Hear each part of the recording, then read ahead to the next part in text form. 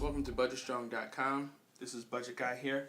I'm going to take you through the month of January 2013 and how we've come along so far. Our income for this month is $4,727.92, or at least that's what we've projected so far. Coming into this month, we've saved $650. We have a refund from our insurance company of $115. So this should bring our total income subtotal for this month to $5,492.92. So with that amount, we're looking like we're in good shape. Of course, our monthly bills are usually under $2,000. So let's take a look and see what we've come up with so far for the month of January in our monthly bills. These are the reoccurring bills for this month. So we have our rent at $1,025, groceries still at $400. We've been using the coupons from the newspaper, from online, from the store, wherever we can to make cost-saving achievements. We've been able to do that. In fact, Budget Girl has been able to bring our groceries down from the normal $400 a month, saving approximately $80 a month. And what we do with that savings is put that right back into the grocery fund and continue using that. So we're actually getting more out of our grocery money than we ever have been before, which is a pretty big achievement. Big up to you, Budget Girl. Diapers and wipes still at $50. Budget Guy or Budget Boy hasn't learned just yet to go to the potty and be potty trained, but we're working on that. So hopefully in the near future we'll be able to save there as well. Toiletries still at $50 a month. Gas, we have 2 cars, so it goes pretty quickly during the month, but we've been able to achieve staying under $150 a month typically if we don't go out of town. Cell phone bill, $72.53.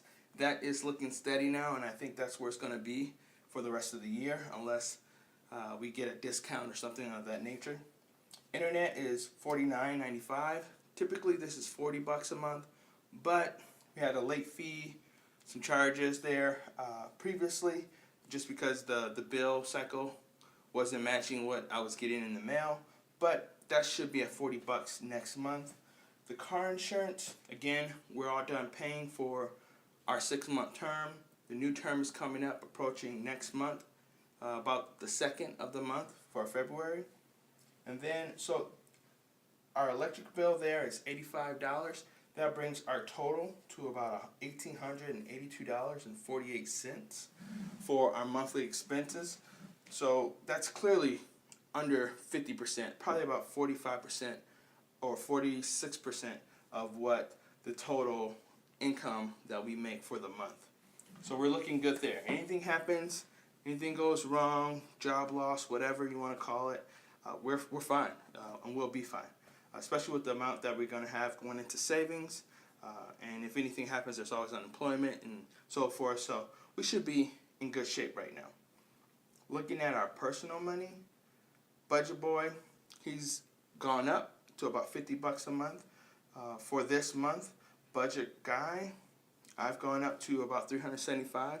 Typically in the past it's been about $200, but since we have an abundance, if you will, if you want to look at it that way or call it that, we've been able to raise that up. There are new things that we need for ourselves, so that went up. Budget Girl comes in at $375. So that brings our personal total to $800 for the month. That's a significant amount of our total coming out of our income. But again, looking at the amount that we're going to be saving, that's not so significant. The debts owed, we still owe some folks. Looking at some credit cards, about $3.52 on one, under $10 on another one. The CP bill there is $50. The HH bill there is $50. Those are folks that we owe from previous place that we lived, so we're paying those down. The CE Visa, $81.68. This is another credit card that we have that's been paid off for this month. So next month going in, there shouldn't be any credit card debt, but except for one, and that's the Best Buy credit card, and that's okay because we only have to make minimum payments on that, and there's no interest as of yet. We have plans to pay that off in the future without using the income from our checks. When that time comes, I'll explain that. So that brings our debt total to $195 for this month. Nothing major. We really want to focus now on saving, and that's why we haven't paid those debts off quite yet. But they're approaching the end of life for those debts. Looking at entertainment, we don't do too much for entertainment unless we're using our personal money. So our entertainment costs really only amount to $16 for Hulu and Netflix. Not major cost there, just really a blip on the pie chart. Business costs, utilizing myfico.com, in which I talk to you all about my FICO score or my multiple FICO scores, and that total comes down to $20 a month. Again, just a blip on the pie chart. So having said all that, we're looking at about $2,500 this month that we should be saving. I'm going to try to give away $280 of that, and we'll see how that turns out for the month. But this total here comes to just where we were hoping to be at this time, which is the $2,500 there, and that brings us to 12.5% of our goal, which is the $20,000 that we are trying to save for the end of this month. So, moving on to the pie charts.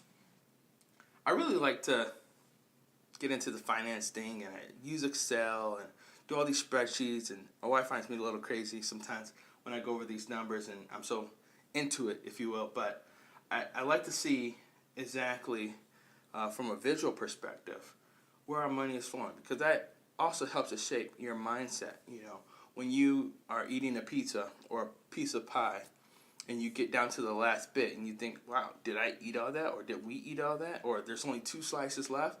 That makes more sense than someone saying, oh, there's 1/6 of a pie left, right? It really brings it home that there's only one piece left. And this is the income pie chart, where you can see the total amount of income coming in the 3 different areas. The bulk of it is the blue area, and that is where you can see my income. The red is the saved amount that we have coming in. I typically like to include that inside the income pie chart, and that's simply because that is a part of money that we have to spend that month. Whether we want to or not is another story, but it is available to us. Monthly bills, you can see the majority of our monthly bills comes from rent. Over half of what we spend in a month, probably about 65% of what we spend on our needs is coming from our rent. So rent is a big chunk of your monthly expenses. And if you can lower that, you really can do a lot more with cash flow in your monthly budget. Looking at the budget overall this month, I won't get into the personal entertainment. Those are kind of self-explanatory. So if we look at the budget for this entire month, you can see the green is the amount that we're saving. That's a pretty significant amount. Almost half of what we make we're saving, which is really good. That's really where you want to be at. That gives you a lot of cash flow for the month. That gives you a lot of buying power and the ability to make decisions for investments in the near future. The red there that you see, that's coming back to our monthly bills, and that's not even at 50% of what we spend every month coming out the total budget. So again, keep your expenses low, keep your savings high, and maximize and optimize your budget and your spending habits so that when time comes, you're prepared. You never know when a rainy day is going to hit, when job loss is going to come. The economy's up and down. In fact, it's been down for some time now, and it's looking like it's coming around. But you can't depend on the economists. You can't depend on someone else to pay your rent and your bills, and not even unemployment. So what you really want to do is have that cushion so that when the time is right, you have the money to invest, you have the money to save continuously, or you have the money to spend on things that you need in the inopportune time of a job loss. So that's it for this month. This is Budget Guy here, going over the month of January for the budget. And I hope this has been helpful to you all, sharing my financial income and how we spend money and how we save money so that you can better yourself in your financial future. BudgetStrong.com. Thanks for watching. Have a good one.